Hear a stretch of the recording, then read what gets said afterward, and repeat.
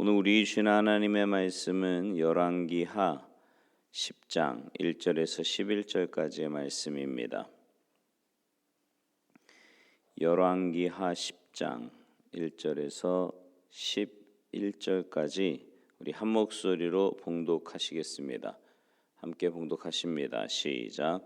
아합의 아들 70명이 사마리아에 있는지라 예후가 편지들을 써서 사마리아에 보내서 이스라엘 귀족들 곧 장로들과 아합의 여러 아들을 교육하는 자들에게 전하니 일러스되 너희 주의 아들들이 너희와 함께 있고 또 병거와 말과 견고한 성과 무기가 너희에게 있으니 이 편지가 너희에게 이르거든 너희 주의 아들들 중에서 가장 어질고 정직한 자를 택하여 그의 아버지의 왕좌에 두고 너희 주의 집을 위하여 싸우라 하였더라. 그들이 심히 두려워하여 이르되 두 왕이 그를 당하지 못하였거든 우리가 어찌 당하리요 하고 그 왕궁을 책임지는 자와 그 성읍을 책임지는 자와 장로들과 왕자를 교육하는 자들이 예후에게 말을 전하여 이르되 우리는 당신의 종이라 당신이 말하는 모든 것을 우리가 행하고 어떤 사람이든지 왕으로 세우지 아니하리니 당신이 보기에 좋은 대로 행하라 한지라. 예후가 다시 그들에게 편지를 붙이니 일러스되 만일 너희가 내 편이 되어 내 말을 너희가 들으려거든 너희 주의 아들 된 사람들의 머리를 가지고 내일 이맘때에 이스라엘에 이르러 내게 나오라 하였더라. 왕자 70명이 그 성읍의 귀족들 곧 그들을 양육하는 자들과 함께 있는 중에 편지가 그들에게 이르매 그들이 왕자 70명을 붙잡아 죽이고 그들의 머리를 광주리에 담아 이스라엘 예후에게로 보내니라. 사자가 와서 예후에게 전하여 이르되 그 무리가 왕자들의 머리를 가지고 왔나이다. 이르되 두 무더기로 싸 내일 아침까지 문 어귀에 두라 하고 이튿날 아침에 그가 나가 서서 뭇 백성에게 이르되 너희는 의롭도다. 나는 내 주를 배반하여 죽였거니와 이 여러 사람을 죽인 자는 누구냐? 그런즉 이제 너희는 알라. 곧 여호와께서 아합의 집에 대하여 하신 말씀은 하나도 땅에 떨어지지 아니하리라. 여호와께서 그의 종 엘리야를 통하여 하신 말씀을 이제 이루셨도다 하니라. 예후가 아합의 집에 속한 이스라엘에 남아있는 자를 다 죽이고 또 그의 귀족들과 신뢰받는 자들과 제사장들을 죽이되 그에게 속한 자를 하나도 생존자를 남기지 아니하였더라. 아멘. 할렐루야. 오늘 본문에는요 북이스라엘의 악명 높은 왕 아합과의 이제 마지막 시기를 보여줍니다. 아합은 하나님 앞에 악을 행하였지만 하나님께서는 정말로 많은 기회를 주셨어요. 그러나 끝내 돌아오지 않았으므로 하나님의 종 선지자 엘리야를 통해서 북이스라엘의 예후를 세워서 아합과의 마지막 왕인 요람과 그를 위문하러 갔던 남유다의 아하시아 왕을 죽입니다. 그러므로 남북의 두 왕이 이제 한날에 죽게 되죠. 그리고 우리가 어제 봤지만 오랫동안 영화를 누릴 것 같았던 아합의 아내 이세벨도 하나님의 예언대로 비참하게 죽게 됩니다. 오랜 동안 하나님 앞에 죄를 저지른 아합에게 돌아오라 계속 말씀하셨듯이 하나님께서는 그 자손들에게도 마찬가지로 기회를 주셨어요. 회개하기만 하면 하나님께서는 화를 푸시는데 아합의 자손들 역시 그 아비의 길과 같이 결국 돌아오지 않아서 비참한 최후를 맞이하게 됩니다. 그러면 여기서 악인의 최후의 모습에 대해 아합과의 마지막을 보면서 좀 구체적으로 짚어보겠는데요. 오늘 본문 1절 이하에 보면 예후가요 사마리아 성에 살고 있는 70명의 아합 자손들을 보살피고 있는 자들과 그 성의 지도자들에게 편지를 보냅니다. 누구든지 자기를 대적할 자는 그 왕의 자손들 중에서 가장 유능한 사람 하나 뽑아서 왕으로 세우고 그를 위해서 싸울 준비를 해라 이렇게 편지를 보내요. 그러자 그들은 심히 두려워하면서 남북의 두 왕조차, 동맹한 그 두 왕조차 당하지 못한 예후를 자신들이 감히 대적할 수 없다라는 편지를 보내지요. 그래서 예후가 그러면 자기 편이 되려면 아합의 자손들의 머리를 잘라서 보내라는 편지를 보냅니다. 그러자 70명의 아합 자손들이 자신들의 가정교사에 의해서 죽임을 당하게 됩니다. 아합 집안의 예로 아기는요, 우선 당장은 괜찮은 것 같고 잘 되는 것 같지만 악을 행하고 무서운 죄를 저지른 사람들은 자신은 물론이거니와 자자손손 어려움을 겪게 된다는 것을 분명하게 보라고 하나님께서 말씀하고 계시는 겁니다. 그런데 오늘 본문에서 아합 당사자 외에 그 아들들 또 아내 이세벨은요, 아합이 죽고 난 뒤에 죽임을 당해요. 그러니까 뭘 말하냐면 하나님의 징계와 심판은 이 땅에서의 삶으로 그치는 것이 아니라 이 땅 이후에 더 무서운 형벌이 있다는 겁니다. 그러므로 죄를 짓고 나서 그냥 자기만 죽으면 된다고 함부로 말할 게 아니에요. 그것이 끝이 아닙니다. 이거 깊이 생각해 보아야 합니다. 하나님 앞에 적당한 표현이 될지 잘 모르겠지만 하나님께서는 끈질긴 분이라는 것을 성경에서 볼 수 있는데 악을 행하고 나면 그 악이 청산될 때까지 끝까지 계산하시는 하나님이십니다. 굉장히 두려운 일이죠. 하나님으로부터 사랑받을 사람에게는 정말 한없이 좋은 하나님이시지만 행악하고 범죄한 사람에게는 결코 좋은 하나님이 아닙니다. 물론 아무리 무서운 죄를 범했다고 해도 회개하고 돌아오기만 하면 다 받아주시지만 끝까지 돌아오지 않는 사람에 대해서는 어떻게 대하시는지 보여주고 계시는 거예요. 요나서의 요나를 보면 하나님께서 얼마나 끈질긴 분이신가를 알 수 있지요. 요나가 니느웨로 가라는 하나님의 명령을 거역하고 다시스로 가요. 그때 그는 하나님의 손에서 완전히 벗어났다고 생각을 했지만 하나님께서는 요나를 물고기 뱃속에 넣어서라도 기어이 니느웨로 보내십니다. 종종 보면 이 땅에서 감당해야 할 일 감당하지 않고 이리저리 피하는 사람 볼 수 있습니다. 그러나 그거 보고 아쉬워하거나 속상해할 거 없어요. 살아계신 하나님께서 분명히 계산하실 겁니다.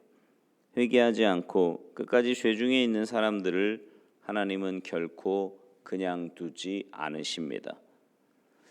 요나를 기어이 니느웨로 보내신 하나님이세요. 하나님께서는요, 죄인들이나 행악한 사람들이 돌아오기를 기다리시지만 끝까지 회개하지 않고 돌아오지 않을 때 분연히 일어나시면 아무도 당할 자가 없는 거예요. 오늘 본문에서 하나님은 아합 집안의 마지막 한 사람까지 다 멸절시키십니다. 물론 후손들 중에서도 돌아온 사람들은 살아날 수 있었겠지만 기어이 돌아오지 않는 사람들을 그냥 두지 않으시는 두려운 하나님을 확인할 수 있는 겁니다. 하나님의 선포와 진노가 얼마나 두려운지 조금 더 확인해 보면 죄에 대한 징벌이요, 당사자와 자식 그리고 아내와 후손으로 끝나는 게 아니에요. 이 악행을 행했던 이 사람들을 가까이 했던 모든 사람들에게까지 미치는 것을 보게 됩니다. 여호사밧은 하나님으로부터 총애를 받은 사람이었어요. 그러나 그가 아합과 함께 했기에 하나님께서 징벌하시는 걸 볼 수 있습니다. 아합과 동맹군이 되어 전쟁을 할 때 왕복을 입은 그가 아합으로 오인받아 적군들에게 붙잡혀 얼마나 어려운 일을 당할 뻔합니까? 그리고 여호사밧의 아들 아사히야 왕 역시 북이스라엘의 요람 왕을 문병하러 갔다 예후에 의해 죽었고요.